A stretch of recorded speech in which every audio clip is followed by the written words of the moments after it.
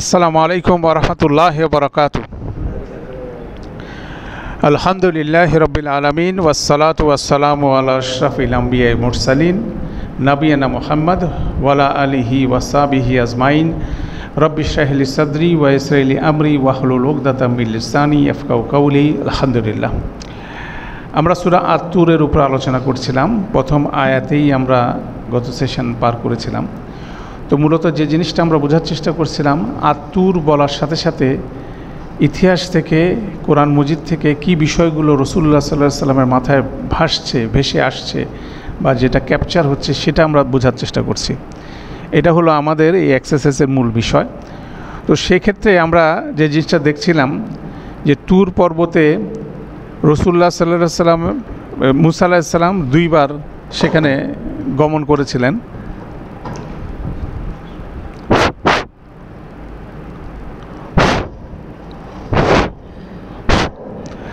তুর পর্বতে মূসা আলাইহিস সালাম দুই দফায় গিয়েছিলেন। মানে এটা আমাদের ইতিহাস থেকে এই জিনিসটা আমাদের কাছে পরিষ্কার থাকা দরকার। সেই অনুযায়ী কোরআনের আয়াতও সেভাবে নাজিল হয়েছে, দুইটা সিচুয়েশনকে বর্ণনা করে। প্রথম সিচুয়েশনটা ছিল এরকম, মাদাইন থেকে যখন মূসা আলাইহিস সালাম ওনার পরিবারকে নিয়ে মিশরে ফেরত আসছিলেন, তখন এই তুর পর্বতের উপরে আগুন দেখে তিনি সেখানে কোনো একটা ইনফরমেশন বা সাহায্যের জন্য উনি গিয়েছিলেন এবং সেখানে গিয়ে আল্লাহর সাথে ওনার কোনো কথোপকথন হয়েছিল এবং সেই বর্ণনাটা আমরা গত সেশনে কভার করেছিলাম। এরপরে মূসা আলাইহিস সালামকে সেই তুর পর্বতে আল্লাহ আদেশ দিয়েছিলেন, ইজহাব ইলা ফেরাউন, তুমি ফেরাউনের কাছে যাও। আল্লাহ সুবহানাহু ওয়া তাআলা ওনার সাথে কিছু মুজিজা দিয়েছেন এবং উনি ফেরাউনের কাছে আল্লাহর বাণী নিয়ে গেলেন। সেখানে ফেরাউনকে আহ্বান জানালেন এই দিনকে কবুল করার জন্য এবং বনি ইসরায়েলকে ওনার সাথে যেতে দেওয়ার জন্য। আলটিমেটলি সেই কনফ্লিক্টের একটা ধারাবাহিকতায় এক পর্যায়ে আল্লাহ সুবহানাহু ওয়া তাআলা অলৌকিকভাবে মূসা আলাইহিস সালাম এবং বনি ইসরায়েল কাউমকে ফেরাউনের কবল থেকে উদ্ধার করলেন, সাগর বিভক্ত করে। তারপর ওনারা যখন এই সাগর পার হয়ে বেরোয় আসলেন, তখন ওনারা আবার এই তুর পর্বতের পাদদেশে চলে আসলেন। আসার পরে সেখান থেকেই মূসা আলাইহিস সালাম তার কাউমকে হারুন আলাইহিস সালামের তত্ত্বাবধানে রেখে উনি আল্লাহর সাথে আবার মোলাকাতের জন্য বেরোলেন এবং সেখানে ইনিশিয়াল বিষয়টা ছিল 30 দিনের, পরে এটা এক্সটেন্ডেড হলো 40 দিন এবং 40 দিন আল্লাহর সাথে উনি অবস্থান করলেন, আল্লাহর সাথে কথোপকথন করলেন। সেখানে আল্লাহ সুবহানাহু ওয়া তাআলা তাওরাতের ইনিশিয়াল যে বিষয়টা 10 কমান্ডমেন্টস যেটা সেই নামে পরিচিত, সেই জিনিসটা ফলকে লেখে ওনাকে আল্লাহর ওহী প্রদান করলেন এবং সেটা নিয়ে আসলেন। আসার পরে কি দেখলেন যে তার কাউম গরুর বাছুরকে স্বর্ণ দিয়ে গরুর বাছুর বানায়, সেটাকে পূজা করা শুরু করছে এবং তিনি খুব উত্তেজিত হয়ে গেলেন। হারুন আলাইহিস সালামের সাথে ওনার একটা ইন্টারাকশন হলো। পরবর্তীতে আল্লাহ তরফ থেকে ওহী আসলো যে যারা এই শিরিক করছে তাদেরকে কি করতে হবে, হত্যা করতে হবে।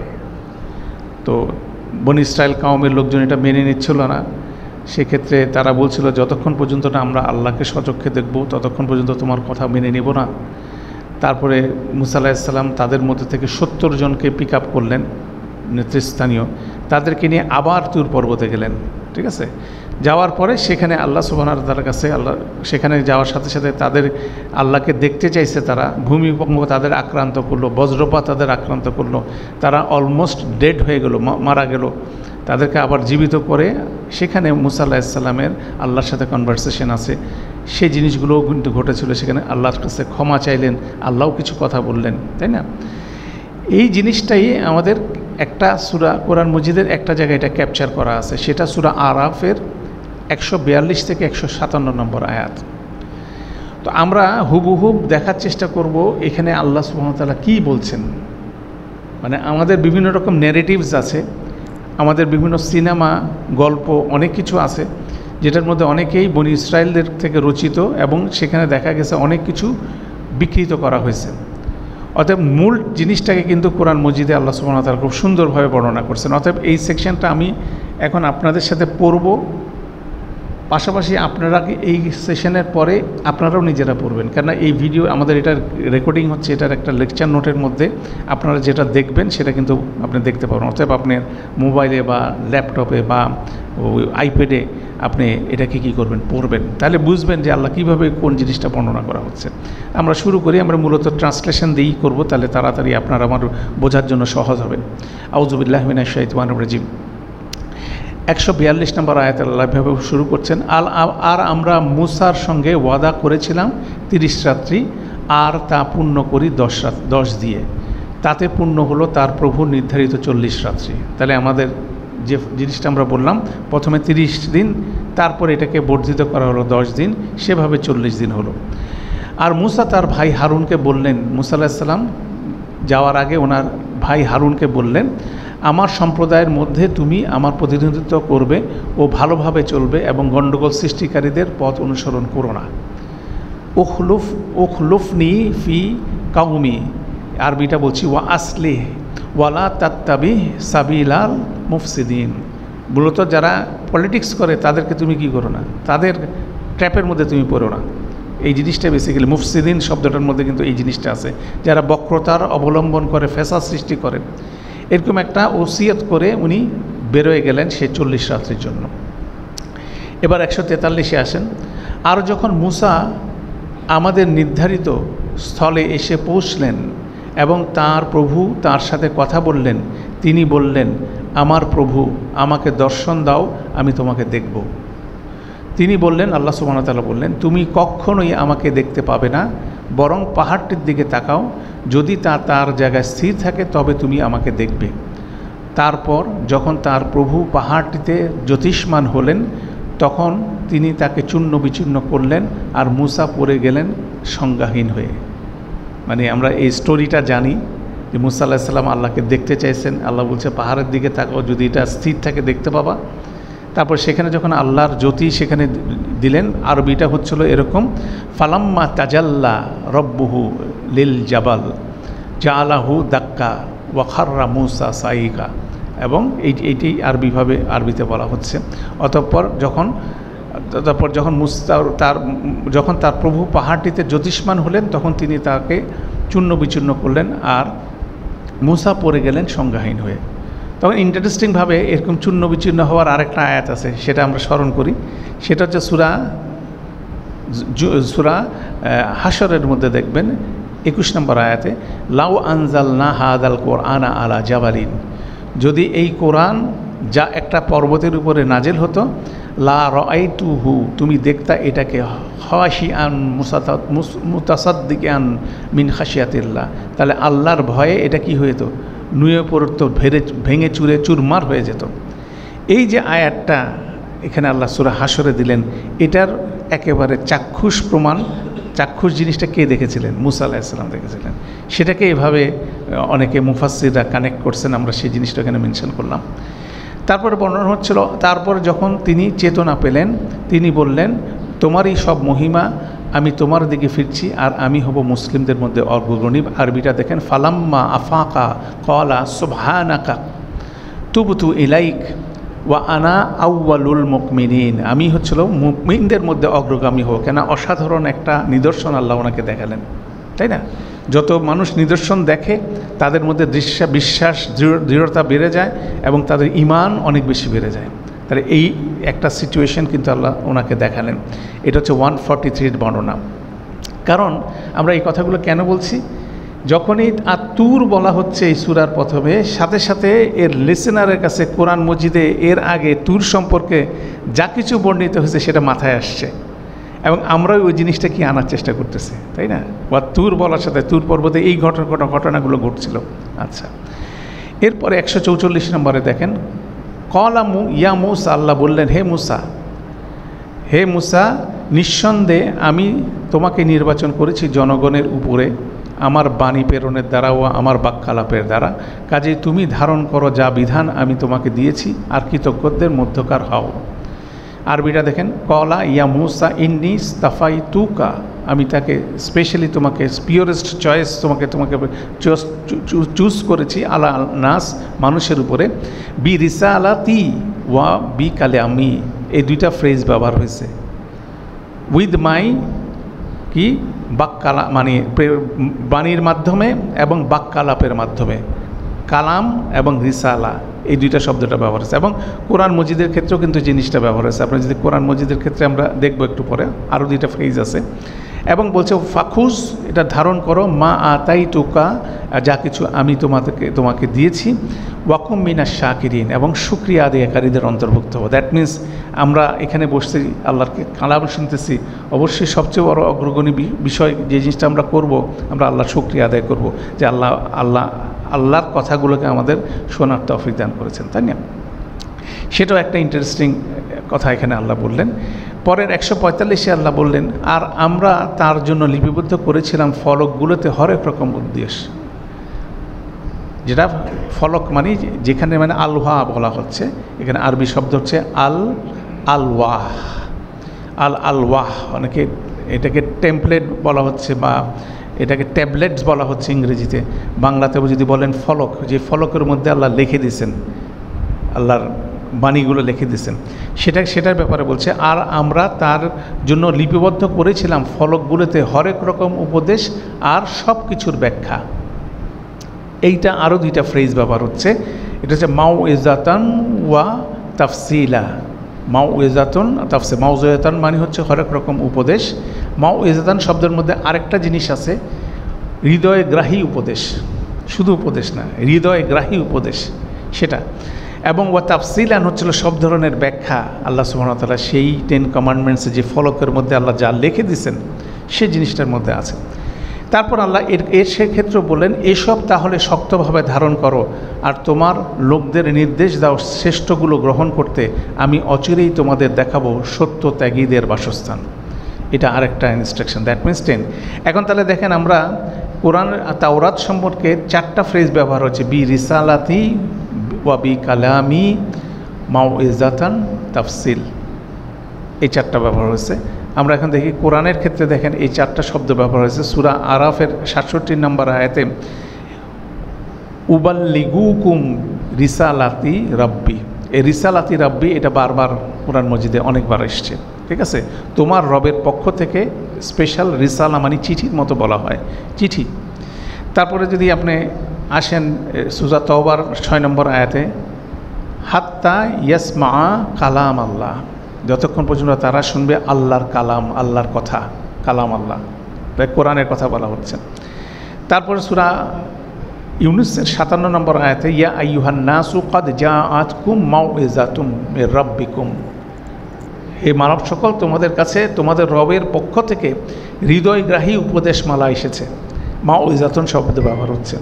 একইভাবে সূরা ইউনূসের 37 নম্বর আয়াতে ওয়া তাফসিল আল কিতাব কোরআনের ক্ষেত্রে ব্যবহার আছে, ঠিক আছে? তাহলে এইটাও কিন্তু একটা সুন্দর প্যারালাল, কেন এই জিনিসগুলো আমরা হাইলাইট করতেছি এই কারণে এটা পরবর্তীতে বিষয়গুলো বোঝা আমাদের জন্য সহজ হবে, তাই না? আচ্ছা, এরপরে আসেন পরের আয়াতে দেখি 146-এ কী বলা হচ্ছে, অচিরেই আমার নির্দেশনাবলী থেকে আমি ফিরিয়ে দেব তাদের যারা দেশের মধ্যে অন্যায়ভাবে অহংকার করে, আর যদিও তারা প্রত্যেকটি নিদর্শন দেখতে পায় তবুও তারা তাতে বিশ্বাস করবে না, আর যদি তারা ভ্রান্ত পথের দেখা পায় তবে তাকে তারা পথ বলে গ্রহণ করে। এটি এই জন্য যে তারা আমাদের নির্দেশ বা নিদর্শনাবলী সমূহকে প্রত্যাখ্যান করেছিল আর তাতে তারা উদাসীন হয়েছিল। আল্লাহ কথা বলতেছেন তুর পর্বতের উপরে মুসা আলাইহিস সালামের সাথে, তাই না? এটা কনভারসেশন। তো সেই জিনিসটা আল্লাহ স্পষ্ট করে বললেন যে আল্লাহর আয়াতকে দেখার পরে, বোঝার পরে এটাকে যখন ডিনাই করবে, আল্লাহ তার খাতাম আল্লাহু আলা কুলুবিহিম, তার কুলুবকে সিল করে দিবে, তার শ্রবণকে সিল করে দিবে, তার দৃষ্টির উপর পর্দা দিয়ে দিবে। সে জিনিসটা আল্লাহ বর্ণনা করছেন। তাহলে মানুষ বিপথে যায় এই কারণে সে নিদর্শন দেখে কি বিমুখ হয়ে যায়, তাই না? সে কিছু বিষয়টা বলা হচ্ছে। ওয়াল্লাযিনা কাযযাবু বিআয়াতিনা ওয়া লিকাইল আখিরা, আর যারা মিথ্যারোপ করেছিল আমাদের নির্দেশনাবলীতে ও পরকালের মুলাকাত সম্পর্কে, তাদের ক্রিয়াকলাপ বৃথা হবে। তাদের কি ফল দেওয়া হবে যা তারা করে যাচ্ছিল তার বিপরীতে? আল্লাহ বলছেন, যারা আল্লাহর সাথে মোলাকাত এবং আখিরাতে আল্লাহর আয়াতগুলোকে মিথ্যা প্রতিপন্ন করবে এবং আখিরাতে যাওয়ার ব্যাপারে, আখিরাতে যে আল্লাহর সাথে মোলাকাত হবে এটাকে মিথ্যা প্রতিপন্ন করবে। কেন এই ট্রেন্ডটা কিন্তু কন্টিনিউয়াসলি ইহুদি খ্রিস্টানদের ট্রেডিশনের মধ্যে আছে। তাদের যত রকম আলোচনা হয় তারা আলোচনা করে কি করিলে দুনিয়াতে কী লাভ করা যাবে। অ্যাবসলিউটলি এটা আপনার ইহুদিদের রবিবারের যে আলোচনা, খ্রিস্টানদের রবিবারের আলোচনা, খ্রিস্টানদের কি ইহুদিদের শনিবারের আলোচনা, খ্রিস্টানদের রবিবারের আলোচনা, আর মুসলিমদের কি শুক্রবারের আলোচনা।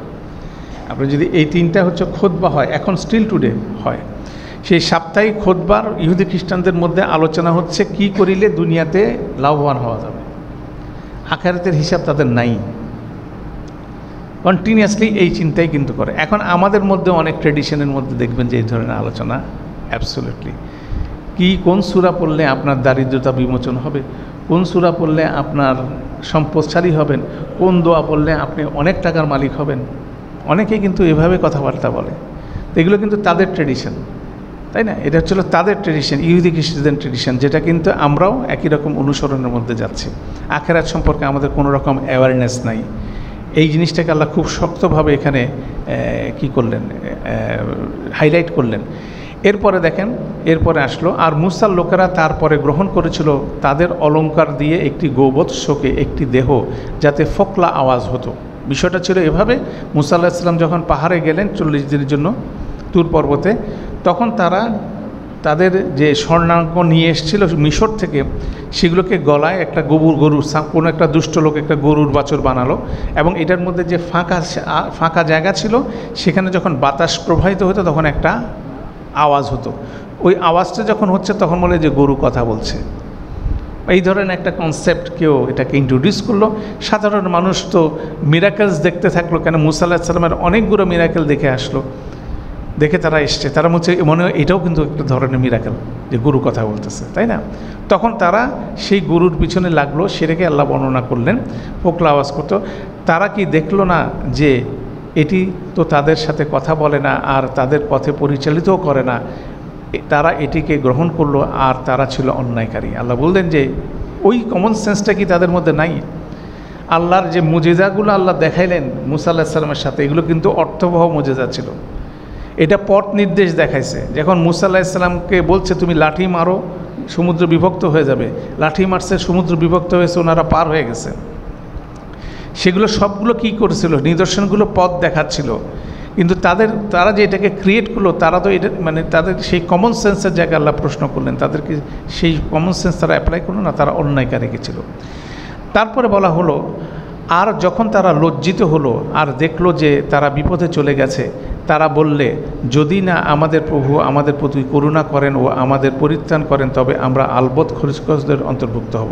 দ্যাট মিনস মুসা আলাইহিস সালাম আসার পরে যখন এটা ডিস্ট্রয় করলেন, ম্যাক্সিমাম ক্রাউড কি রিটার্ন করলেন। তারা তাদের ভুলটা বুঝলেন, কেন কেউ একজন ভেলকি দেখালো, সাথে সাথে তার কথায় কনভিন্স হয়ে গেল। এটা হলো জেনারেল মাসের কথা, কিন্তু দুষ্ট কিছু লোক ছিল যারা এই কাজটা ইন্টেনশনালি করেছিল। তো এটা কিন্তু ইন্টারেস্টিং একটা লেসন আমাদের জন্য।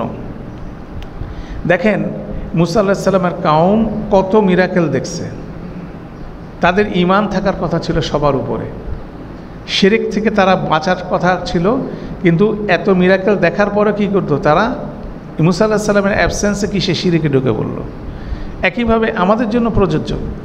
আমরা 5 ওয়াক্ত সালাত আদায় করতেছি, হজ করতেছি, সিয়াম পালন করতেছি, কোরআনের দর্শে বসতেছি, সব কিছু করতেছি, করে আমরা হয়তো বা কেউ না কেউ কোনো না একটু জায়গায় কি শিরকের মধ্যে নিজেকে ইনভলভ করে কমফর্ট ফিল করতেছি। আমরা মনে করতেছি এটা হইতেও পারে, আমাদের অনেকের মধ্যে সেই টেন্ডেন্সি কিন্তু আছে। তাই এটাও কিন্তু একটা ওয়ার্নিং যে আমরা ভালো মানুষের সংস্পর্শে আছি, তার মানে এই না যে আমি শিরক থেকে নিজেকে 100% মুক্ত করতে পারছি। আমরা কারো কিছু ভেলকিবাজিতে আমি কি করতেছি, একটু করে ঝুঁকে যাচ্ছি। যখন আপনি অসুস্থ হয়ে পড়তেছেন, কোনো চিকিৎসায় কাজ করতেছে না, তখন আমি হয়তো বা দৌড়াইতেছি কোনো একটা মাজারে বা কোনো একটা কোথায়, যে ওখান থেকে যদি কিছু একটা কাজ হয়, তখনই কি চলে গেলাম কি ওই গোবৎস উপাসনার মধ্যে কিন্তু আমি নিজেকে ঢুকাই ফেললাম।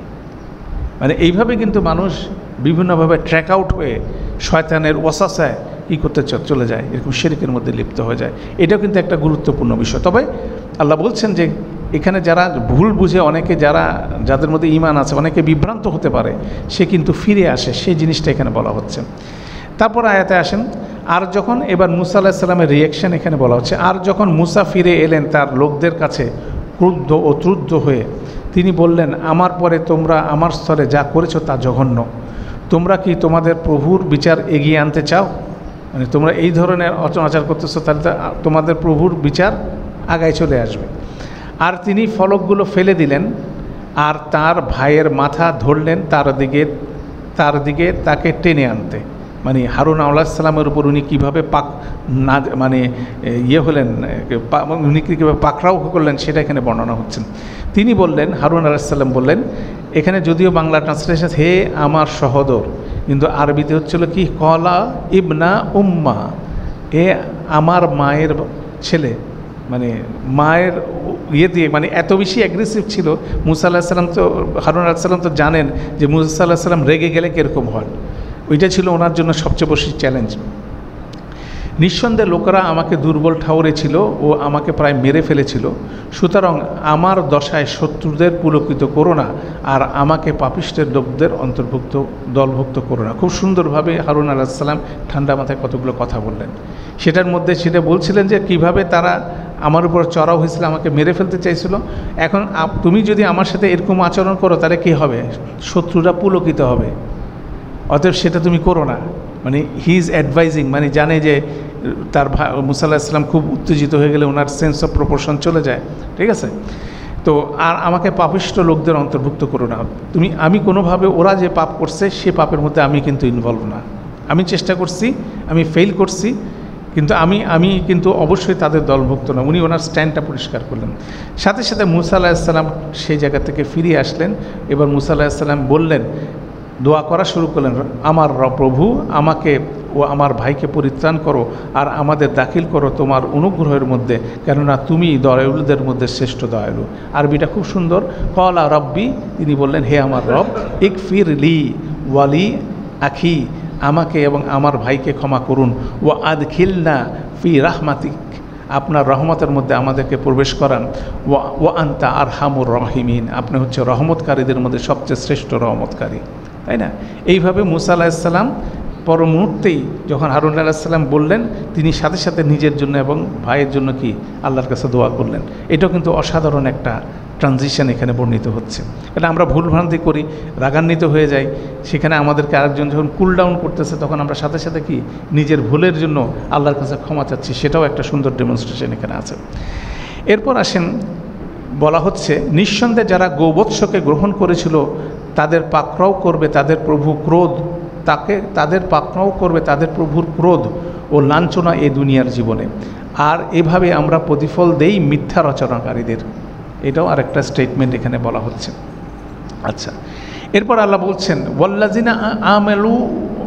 ওয়াল্লাজিনা আমিলু সাইয়্যাত, আর যারা অসদাচরণ করে, তারপর বলছে সুম্মা তাবু মিন বাদিহা, অতঃপর ফিরে আসে, ওয়া আমানু, এবং তারা বিশ্বাস করে, ইন্না রব্বাকা মিন বাদিহা লা গফুরুর রহিম, নিঃসন্দেহে তোমার প্রভু তো এরপরে পরম ক্ষমাশীল অফুরন্ত ফলদাতা। মানে কেউ যদি অন্যায় করে ফেললো, সেখান থেকে যদি তওবা করে ফিরে এসে আবার সে শিরিক থেকে বেরোয় এসে যখন ঈমান নেয়, ঈমানের মধ্যে পরিচালিত হয়, তখন আল্লাহ সুবহানাহু ওয়া তাআলা তাকে ক্ষমা করে দেবেন। এটা হচ্ছিল আমাদের জন্য একটা বড় ধরনের রিলিফ, তাই না। সেই জিনিসটা এখানে বলা করা হচ্ছে, এটাও একটা ইন্টারেস্টিং বিষয়। এরপর আসি, আর মুসা থেকে ক্রোধ যখন প্রশমিত হলো, তিনি তখন ফলকগুলো তুলে নিলেন। সেসবের লেখনে ছিল পথ নির্দেশ ও করুণা, আর তাদের জন্য যারা তাদের প্রভুকে ভয় করে। মুসা আলাইহিস সালাম যখন দোয়া করলেন এবং তিনি শান্ত হয়ে গেলেন, তখন তিনি ফলকগুলো তুলে নিয়ে আসলেন। কেননা উনি খুব উৎসাহ সহকারে এসেছিলেন, 10 কমান্ডমেন্ট পাইছেন, আল্লাহর কাছ থেকে অনেকগুলো নির্দেশ পেয়ে আসছেন, উনি ওনার কাউমের কাছে এটা শেয়ার করবেন। উনি শেয়ার করতে এসে দেখেন যে জঘন্যতম কাজের মধ্যে নিয়োজিত হয়ে গেছে, তাই না।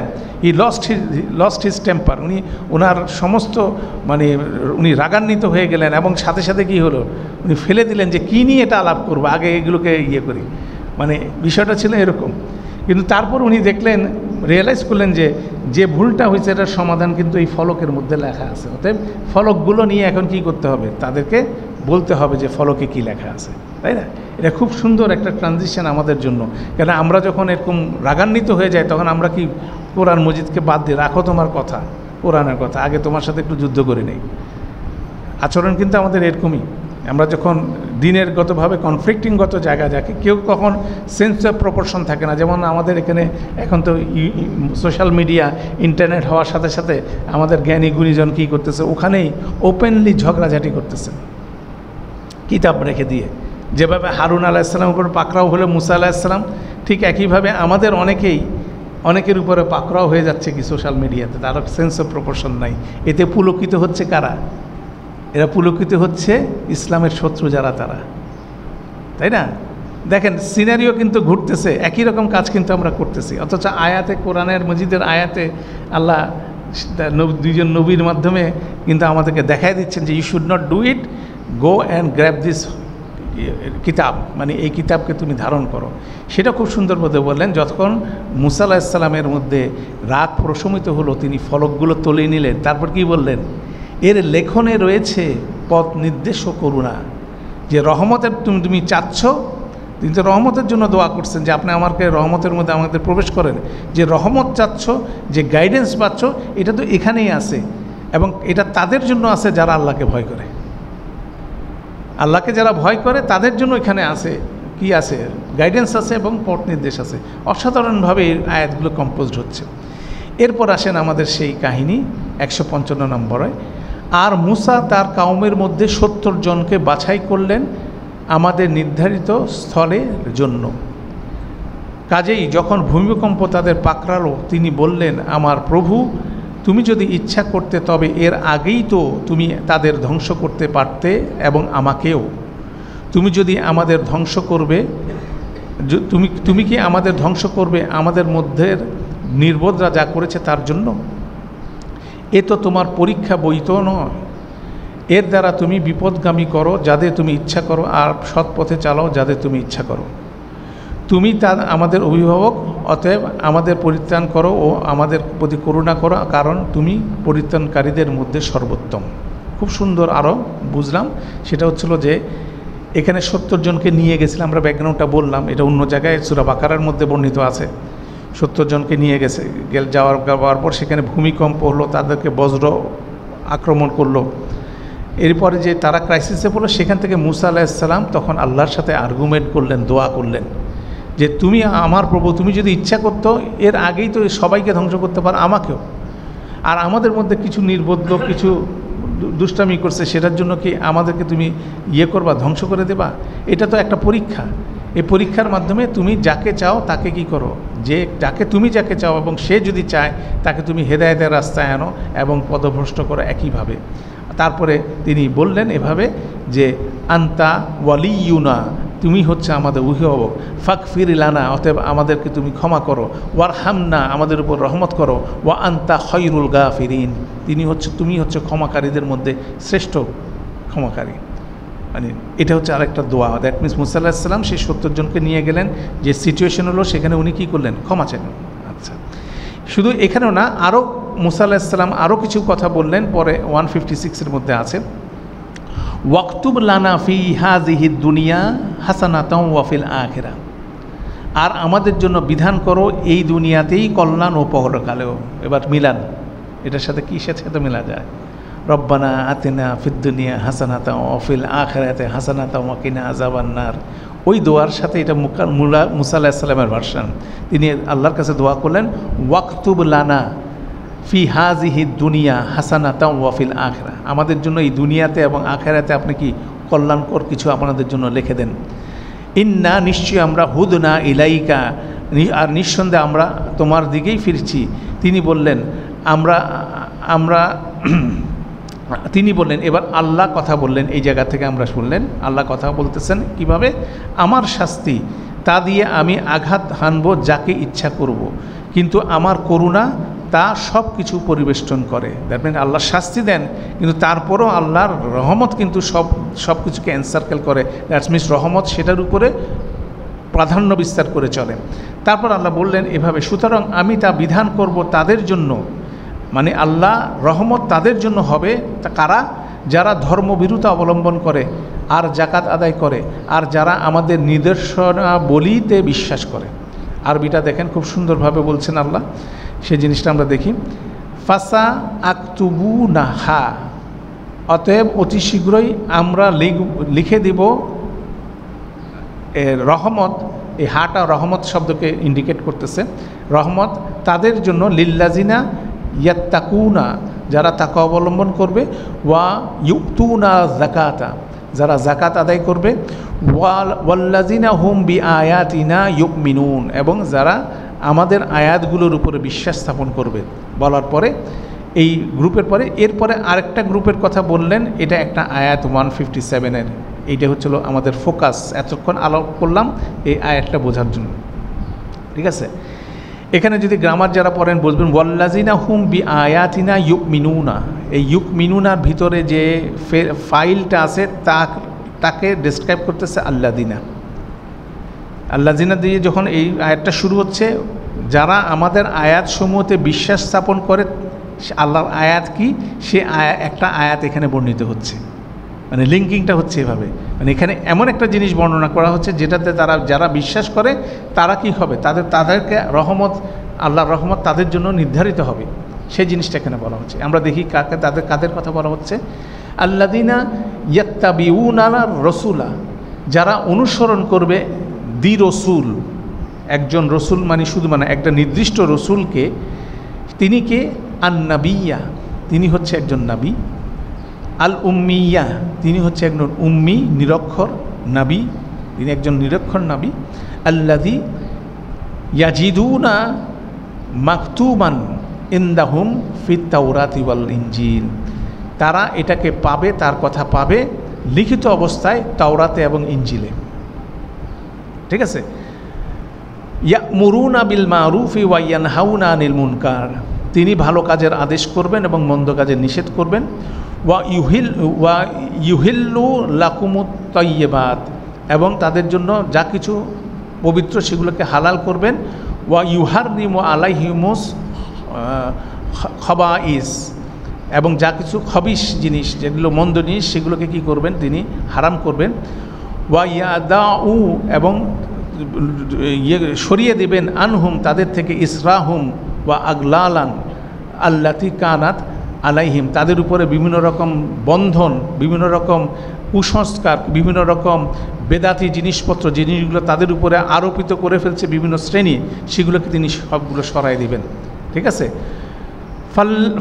ফাল্লাযিনা আমানু বিহি ওয়া আযজারুহু ওয়া নাসারুহু, এবং তারা কি? তারা ঈমান আনবে তার প্রতি এবং তাকে কি করবে? সাপোর্ট দিবে, তাকে বিশাল আকারে সাহায্য করবে। ওয়াত্তাবাউ, এবং অনুসরণ করবে আন-নূর আল্লাযী উনজিলা মাহুম, এবং অনুসরণ করবে একটা নূরকে যেটা তার উপরে নাজিল হয়েছে। দ্যাট মিনস এটা হচ্ছে কোরআন নাজিল। দ্যাট মিনস আল্লাহ সুবহানাহু ওয়া তাআলা এই জায়গায় কাকে বর্ণনা করছেন? রাসূলুল্লাহ সাল্লাল্লাহু আলাইহি ওয়াসাল্লামকে বর্ণনা করছেন ইন ব্রিফলি, এবং শেষে বললেন উলাইকা হুমুল মুফলিহুন, এবং তারাই হচ্ছে সফলকাম।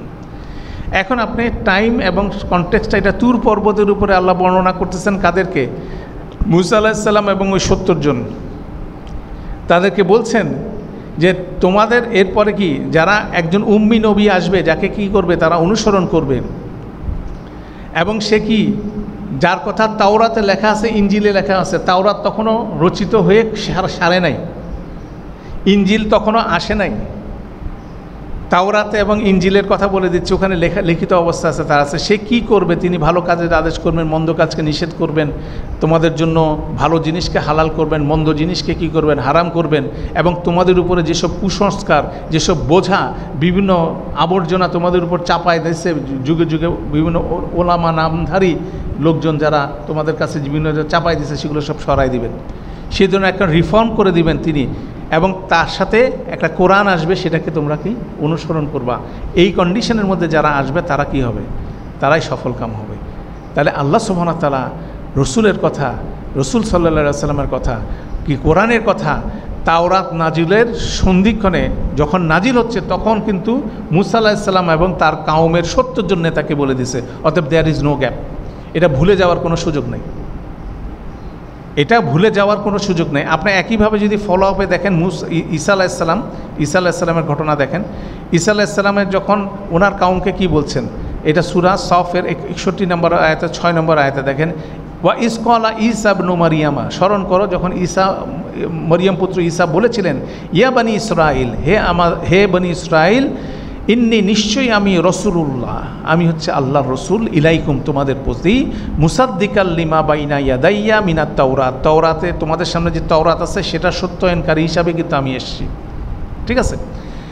ওয়া মুবাশশিরান, এবং সুসংবাদদাতা, বি রসুলিন, একজন রসুল এলে, ইয়াতি মিন বাদি ইসমুহু আহমাদ, যিনি আসবে আমার পরে তার নাম হবে আহমাদ। ওই তাওরাতের ওই সিরিজ অনুযায়ী কিন্তু ঈসা আলাইহিস সালাম শেষ, বনি ইসরাইল সিরিজের শেষ নবী হিসাবে, রসুল হিসাবে এসে রাসূলুল্লাহ সাল্লাল্লাহু আলাইহি ওয়াসাল্লামের কথা বলে দিয়েছেন। তারপরেও এই কিতাবগুলো পাওয়ার পরে কি তারা এটাকে অস্বীকার করছে। এই জন্য আল্লাহ সুবহানাহু ওয়া তাআলা সূরা বাকারা একটা খুব সুন্দর আয়াত দিয়েছেন, 146 নম্বর আয়াতে আল্লাহ বলছেন, আল্লাযীনা আতাইনাহুমুল কিতাব, আমরা যাদেরকে কিতাব দিয়েছি, ইয়ারিফুনাহু কামা ইয়ারিফুনা আবনাআহুম, তারা তাকে এমনভাবে চিনে যেমন তাদের সন্তানকে চিনে। কেন আল্লাহ তাআলা বললেন কাকে? এখানে এটি বলতে তারা কোরআনকে চিনে, রসুলকে চিনে, কাবাকে চিনে, তিনটা জিনিস মুফাসসিররা বলছেন। এবং আজকে যে আলোচনা 157 আমরা দেখলাম সূরা আরাফে, এখানে স্পষ্টভাবে কার কথা বলা আছে? রসুলের কথা বলা আছে, রসুল সাল্লাল্লাহু আলাইহি ওয়াসাল্লামের কথা বলা আছে, কোরআনের কথা বলা আছে। এন্ড কাবা কীভাবে লিঙ্ক বলেন তো দেখি, কাবার লিঙ্কিংটা বুঝেন কীভাবে? সূরা বাকারার 129 নম্বর আয়াতে আসেন। এখানে ইব্রাহিম আলাইহিস সালাম দোয়া করছেন, রব্বানা ওয়াবআস ফীহিম রাসূলান, হে আমার রব, ইব্রাহিম আলাইহিস সালাম এবং ইসমাইল আলাইহিস সালাম দোয়া করছেন, হে আমাদের রব, ওয়াবআস ফীহিম রাসূলান, তাদের মধ্যে থেকে একজন রসুলকে আপনি রেইজ করেন, মিনহুম, তাদের মধ্যে থেকে, তাদের জন্য, ইয়াতলু আলাইহিম আয়াতিকা, যিনি কি করবেন তাদের উপর আপনার আয়াতসমূহ কি করবেন? তেলাওয়াত করবেন। তাহলে কিসের কথা বললেন? একজন রসুলের কথা বললেন, একটা আল্লাহর কিতাবের কথা বললেন। ওয়া ইউআল্লিমুহুমুল কিতাবা ওয়াল হিকমা, আবার কোরআনের কথা বললেন, যিনি তাদেরকে কিতাব এবং হিকমা শিক্ষা দিবেন। কিতাব এবং হিকমা কম্বিনেশন কি? এটা হচ্ছে কোরআন মজিদ। ওয়া ইউযাক্কিহিম, এবং তাদেরকে পরিশুদ্ধ করবেন, ইন্নাকা আনতাল আজিজুল হাকিম, নিশ্চয়ই আপনি হচ্ছিল আলটিমেট অথরিটি, আপনার কাছে হিকমত আপনার কাছে। এই দোয়াটা করছেন ইব্রাহিম আলাইহিস সালাম আর কে? ইসমাইল আলাইহিস সালাম। এখন বলেন কখন করছেন?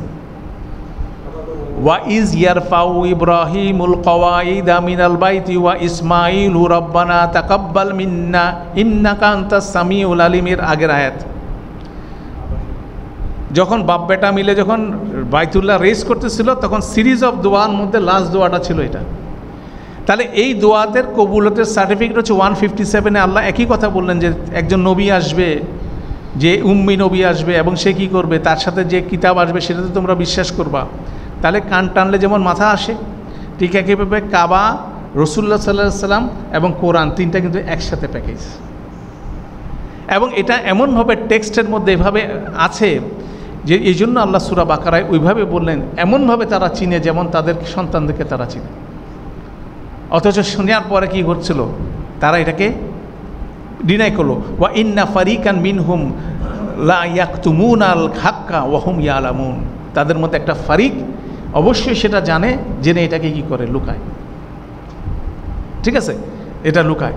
এবং সেটার বিপরীতে কঠিন উচ্চারণ কি? ইন্নাল্লাযিনা ইয়াকতুমুনা মা আনজালনা মিনাল বায়্যিনাতি ওয়াল হুদা মিন বাদি মা বায়্যানাহু লিন-নাসি ফিল কিতাবি উলাইকা ইয়ালানুহুমুল্লাহু ওয়া ইয়ালানুহুমুল লাইনুন। সূরা বাকারার 159-এ বলছে, নিশ্চয়ই যারা লুকায় মা আনজালনা মিনাল বায়্যিনাতি ওয়াল হুদা, আমরা সুস্পষ্ট প্রমাণসহ যে হেদায়েত আমরা প্রেরণ করেছি, যেটা লুকায়, মিন বাদি মা বায়্যানাহু লিন-নাসি ফিল কিতাব, এরপরে সুস্পষ্টভাবে যেগুলো কিতাবে লেখা আছে, এটার পরে যারা লুকায় তাদের উপর কি?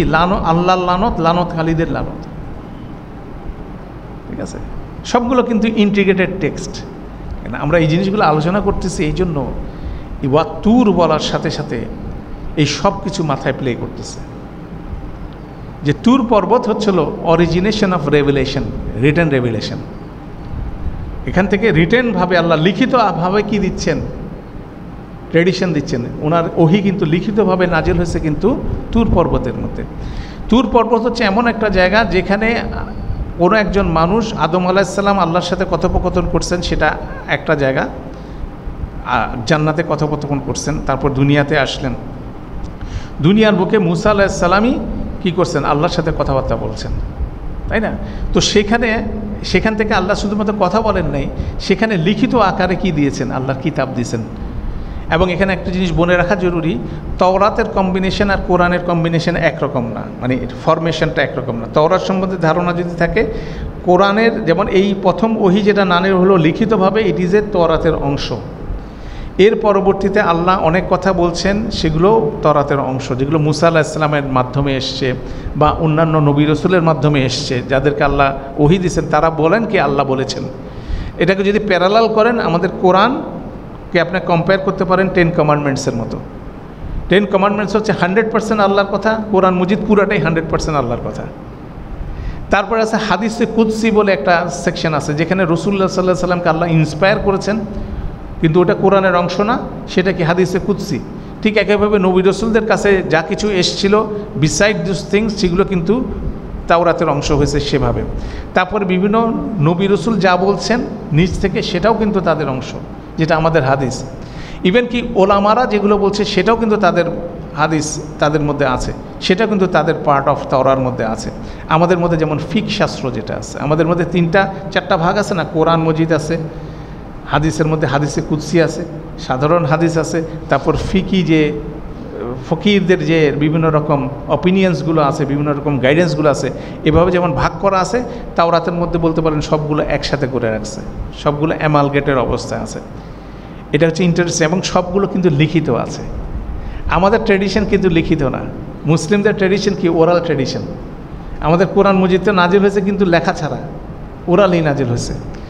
এখন লিখিত করলে, লিখিত রাখলে কি হয়, আপনি বইটা লুকায় রাখতে পারেন, আপনার শেলফে ঢুকায় রাখতে পারেন, আপনি বিভিন্ন জায়গায় কী করতে পারেন, এটাকে আড়াল করে রাখতে পারেন, কেন লিখিত জিনিস।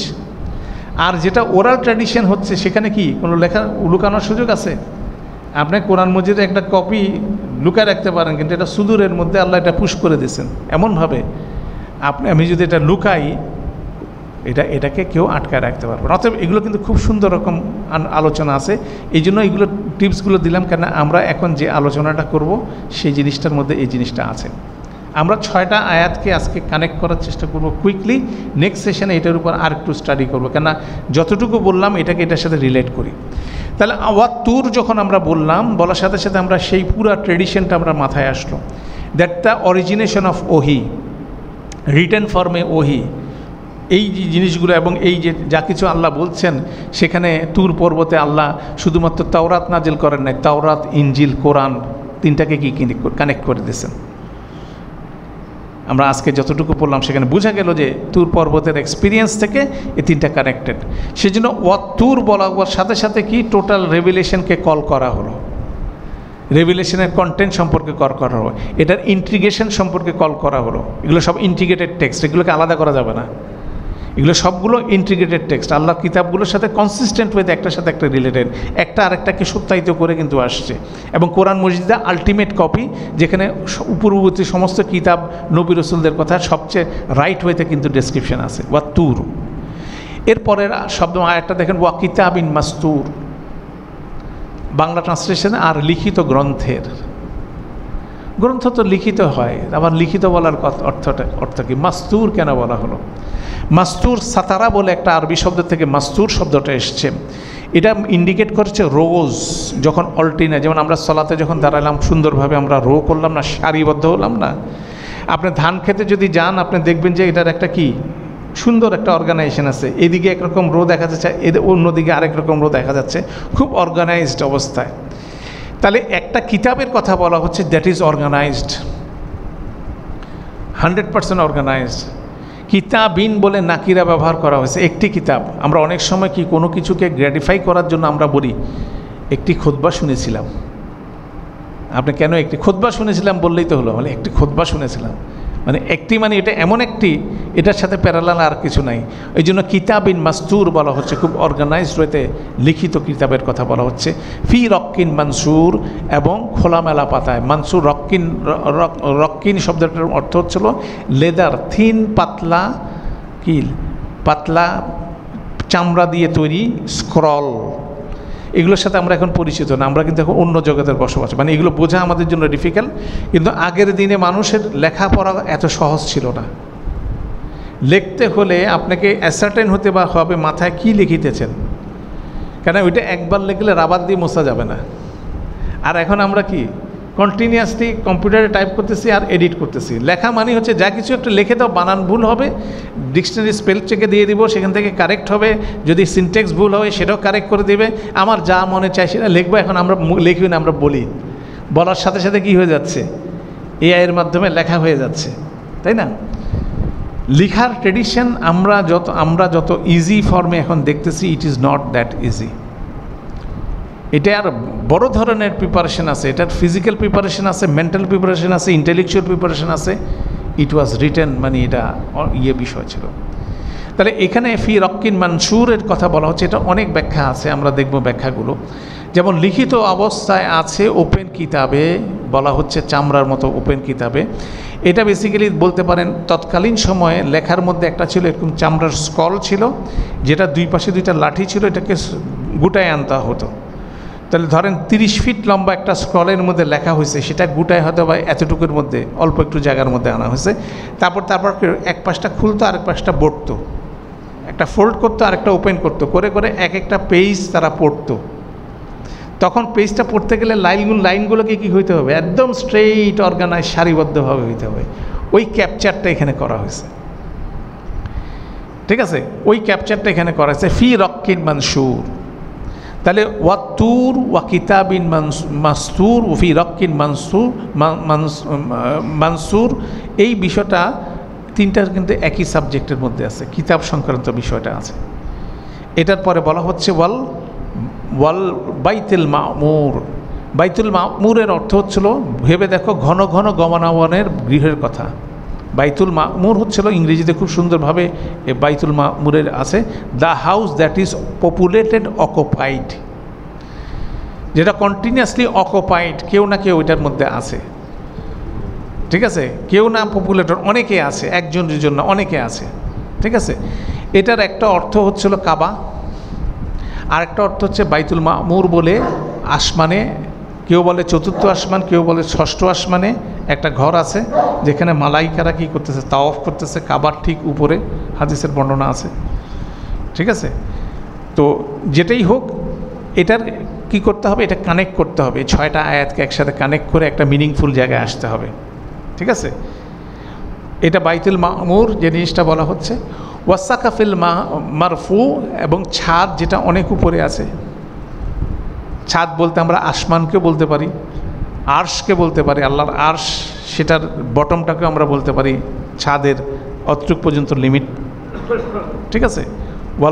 ওয়াসাফাকিল মারফু ওয়াল বাহরিল মাসজুর, এবং ফুল ফিল্ড বাহার, মানে সমুদ্র যেটা পরিপূর্ণ হয়ে উঠছে। অতএব এইভাবে যদি আমরা কুইকলি দেখি, এখানে অনেকগুলো অর্থ আছে, অনেকগুলোভাবে এটাকে বর্ণনা করা যায়। তো এটা এক ক্লাসে শেষ হবে না, আমরা আজকে শুরু করব। এটা প্রাইমারি মিনিং আছে, সেকেন্ডারি মিনিং আছে। আর তুর তো আমরা বুঝলাম, তুর রেভেলেশনের অরিজিনেশন সেখান থেকে আসছে, এবং সেখান থেকে বলা হয় কিতাবিন মাস্তুর, এবং এগুলো খুব অর্গানাইজড হইতে তাওরাতের মধ্যে লেখা আছে। ফি রক্কিন মানসুর, এটা ওপেন অবস্থায় আছে, যদিও এটাকে কি করতেছে, লুকানোর চেষ্টা করতেছে কি ইহুদি রাবাইরা, খ্রিস্টান পাদ্রীরা এটাকে ফোল্ড করে আলমারিতে ঢুকায় রাখার চেষ্টা করতেছে। কিন্তু কোরআন মজিদ আসার সাথে সাথে এটা লুকানোর উপায় নাই, বোঝা গেছে? কোরআন মজিদ আসার সাথে সাথে কোরআন বলে দিচ্ছে তাওরাতে কি আছে, কোরআন বলে দিচ্ছে ইঞ্জিলে কি আছে, যেটা তারা লুকায় পকেটে ঢুকে ঘুরে বেড়াচ্ছে। কোরআন এসে সেটাকে কি করতেছে, উন্মুক্ত করতেছে। ফি রক্কিন মানসুর যখন বলা হচ্ছে, মানসুর যে এটা কি উন্মুক্ত পাতায় উন্মুক্ত করে দিচ্ছে, সেটা কি কোরআন মজিদ করে দিচ্ছে। দ্যাট মিনস 1, 2, 3 এই 3টা আয়াত আল্লাহ রেভিলেশনকে বলতেছে যে যেভাবে যা কিছু করুক না কেন, ইট ইজ রিটেন ইন লাউহে মাহফুজ, এবং সেটাও কিভাবে উন্মুক্ত করতে হয় সে রাস্তা কোরআন মজিদের নাজিলের মাধ্যমে কি হয়ে গেছে, অর্গানাইজড হয়ে গেছে। এবং সেই যে নাজিলের মাধ্যমে অর্গানাইজ হয়েছে, এই অর্গানাইজ হওয়ার পরে কি হচ্ছিল, হাউসটা পপুলেটেড হচ্ছে। দ্যাট মিনস কাবা যদি অর্থ ধরেন, এই পপুলেটেড হচ্ছিল, সেটার ধারাবাহিকতায় এসে তো মানুষ কি কাবার চারপাশে ঘুরতেছে কি জন্য? It is originated from that point. যে ইব্রাহিম আলাইহিস সালাম দোয়া করছে, তারপরে তো তাওরাত আসছে, ইনজিল আসছে, কোরআন আসছে, রসুলদের কথা বর্ণনা করছেন, এবং ইব্রাহিম আলাইহিস সালাম যে কাবাঘর তৈরি করছেন সেটা হওয়ার সাথে সাথে কি হচ্ছে, এটা পপুলেটেড হচ্ছে, দ্যাট ইজ অলসো পপুলেটেড। তাহলে এটা হচ্ছে একটা পিক। তারপর ওয়াসাফিল মারফু এবং ওয়াল বাহরিল মানসুর, এটাকে আকাশ এবং জমিনের কথা বলা হচ্ছে। এটার মধ্যে আপনি একটা ইনিশিয়ালি কানেকশন দিতে পারেন, এই সমস্ত কর্মযজ্ঞের পরে আকাশ জমিনের বিষয়টা হচ্ছিল ওয়াফিস সামাই রিজকুকুম ওয়া মা তুআদুন। এর আগের সূরায় যে কনসেপ্টটা বলা হচ্ছে, আকাশের মধ্যে তোমাদের রিজিক আছে এবং আকাশ থেকে কি নেমে আসবে, পানিশমেন্ট নেমে আসবে, দুইটা কিন্তু আকাশ থেকে আসবে। তাহলে আকাশ থেকে রিজিক আসতেছে যদি আপনি বলেন, সেটার ফরমেশনটা কি, আকাশ থেকে রিজিক আসতেছে কীভাবে, এটার মূল সোর্সটা হচ্ছে কি, পানি। পানি নিচ থেকে উপরে উঠতেছে, মেঘ হচ্ছে, মেঘের মাধ্যমে কি বৃষ্টি হচ্ছে, পিউরিফাইড পানি বৃষ্টি হচ্ছে, সেখানের মাধ্যমে কি হচ্ছিল, রিজিকের প্রবাহ হচ্ছে। জাহাজ এক জায়গা থেকে আরেক জায়গায় যাচ্ছে, সমুদ্রের উপর দিয়ে যাচ্ছে। তাহলে সমুদ্র ইজ এ ম্যাটার। তাহলে সমুদ্র হচ্ছিল কি আপনার আমার সাস্টেনেন্সের মূল সোর্স হচ্ছে কি, সমুদ্র।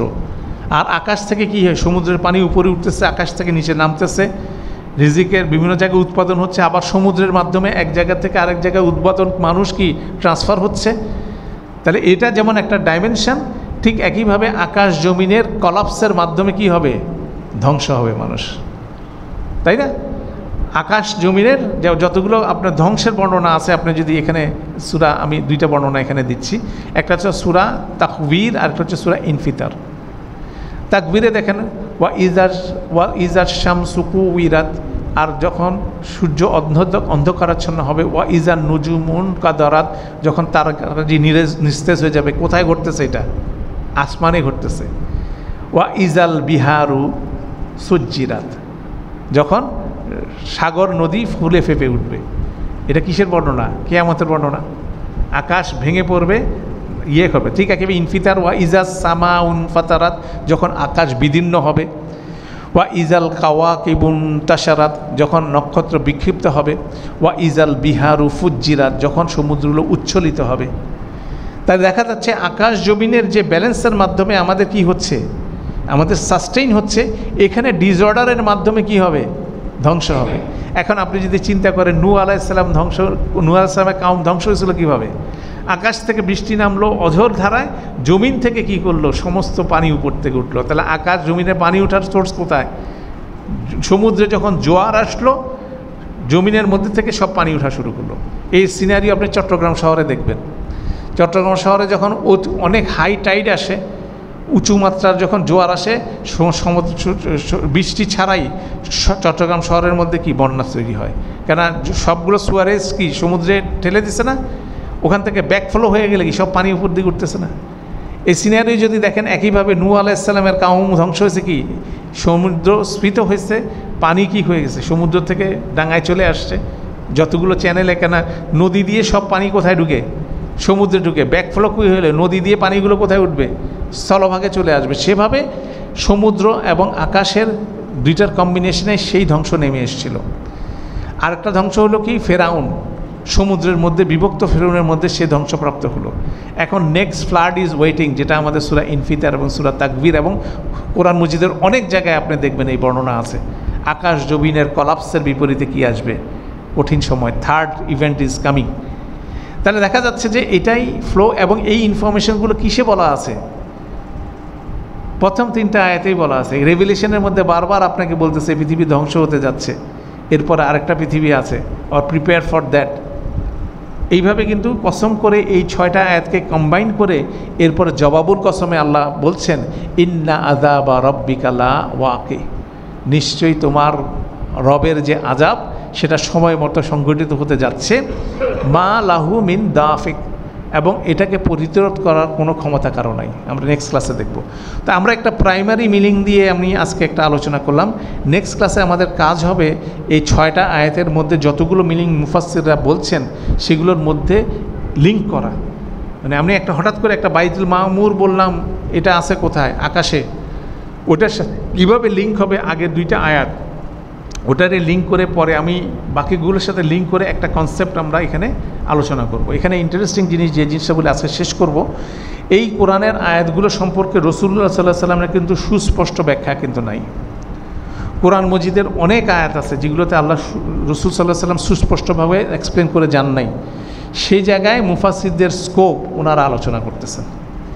রসুল্লাহ সাল্লাহ সাল্লাম যদি যেসব আয়াত সম্পর্কে বলে গেছেন সেখানে আলোচনার কোনো ফার্দার কোনো সুযোগ নেই, তাই না? কেন উনি বলে গেছেন, অর্থাৎ উনি যেটা বলছেন দ্যাট ইজ এক্সপ্লেনেশন।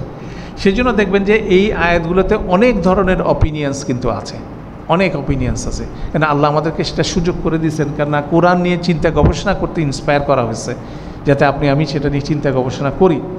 তো সেই স্কোপ অনুসারে আমরা মুফাসসিরদের আলোচনাগুলো আমরা দেখার চেষ্টা করব, ওনারা কিভাবে কোন অ্যালাইনমেন্টটা দিছে। কেননা শুধুমাত্র একটা অর্থ দেখলে বুঝলে হবে না, আমাদের এই পাজেলটাকে সলভ করে এই জিনিসটা বুঝতে হবে। অর্থাৎ চিন্তাশীল যতক্ষণ না হওয়া যাচ্ছে কোরআনের সাথে সম্পর্ক তৈরি হবে না।